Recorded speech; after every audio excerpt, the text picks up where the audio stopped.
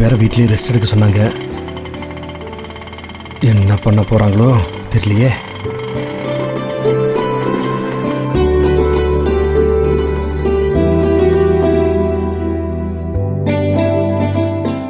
அண்ணே, என்ன வெங்காயத்தை இவ்வளவு பெருசு பெருசா வெட்டிட்டு இருக்கீங்க? நிறைய தேவைப்படுது, கொஞ்சம் சின்ன சின்னதா வெட்டுங்க. சரிம்மா. பக்கோடா, நீ என்ன இவ்வளவு தண்ணி ஊத்திருக்க? வேகலமா, அதனாலதான் கொஞ்சம் தண்ணி ஊத்திட்டு இருக்கேன். கொஞ்ச நேரத்துல வெந்துரும். சரி.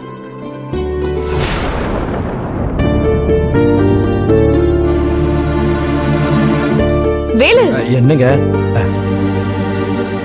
நீங்க என்ன இங்க? உங்களை நான் வீட்ல ரெஸ்ட் எடுக்க தானே சொன்னேன். இப்ப எதுக்காக இங்க வந்தீங்க? இல்லங்க, வீட்ல தான் இருந்தேன். ஏதோ தோணுச்சு, அதான் கிளம்பி வந்துட்டேன். டாக்டர் உங்களை ரெஸ்ட் எடுக்க சொன்னதால தானே நான் உங்களை வீட்ல இருக்க சொன்னேன். அது கேட்காம நீங்க இங்க வந்தா என்ன அர்த்தம்? ஏங்க ஏங்க ஏங்க, நீங்க பாட்டுக்கு படபடன்னு பேசிக்கிட்டே இருக்காதீங்க. வீட்லயே எவ்வளவு நேரம் தாங்க அடைஞ்சு கிடக்கிறது? நீங்க எப்படியும் தனியா கஷ்டப்படுவீங்கன்னு தெரியும், அதான் மனசு கேட்காம வந்துட்டேன். டே பக்கோடா, அதை பாத்துக்கோ. டே வேலு, கிடைக்கிற ஒரு நாள் நல்லா ரெஸ்ட் எடுக்கிறத விட்டுட்டு இங்க வந்து நிக்கிற. நல்லா கேளுங்க மாமா. இல்லனே, இது நம்மளோட 2வது ஆர்டர். இந்த மாதிரி சமயத்துல நான் பாட்டுக்கு கையை உடைஞ்சிருச்சுன்னு வீட்டுல இருக்கிறது அவ்வளவு நல்லா இருக்காது. அதான். ஏண்டா, அப்போ உனக்கு என் மேல நம்பிக்கை இல்ல, அப்படிதானே? ஐயோ அண்ணே, அப்படியெல்லாம் எதுவும் இல்லனே. இங்க இருந்து என் கையை அசைக்கிற மாதிரி எந்த வேலையும் செய்ய மாட்டேன். இங்க பாருங்களேன், நீங்க பர்மிஷன் கொடுத்தா இங்க எங்கேயாச்சும் பேசாம ஓரமா உட்காந்துக்கிறேன். அண்ணே, நீங்களாச்சும் சொல்லுங்க செல்விட்ட. இங்க சும்மா உட்கார்றதுக்கு நீங்க வீட்லயே உட்கார்ந்துருக்கலாம்ல.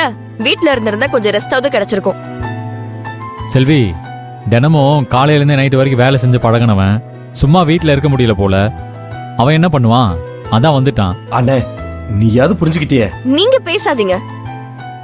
மாமா சொன்னாருன்னு உங்களை சும்மா விடுறேன். இங்க பாருங்க, ஏதாவது வேலை செய்யறேன்னு கரண்டிய மட்டும் தொட்டிங்க, அவ்வளவுதான். ஐயோ இல்ல இல்ல, நீங்க சொல்லாம நான் ஒரு வேலையும் செய்ய மாட்டேன். நீங்க போங்க, நான் அப்படியே சேர போட்டு இங்க உட்காந்துக்கிறேன். டேய், பாத்துக்கிறேன், நீ போ. இதுல அமைதியா உட்காருங்க.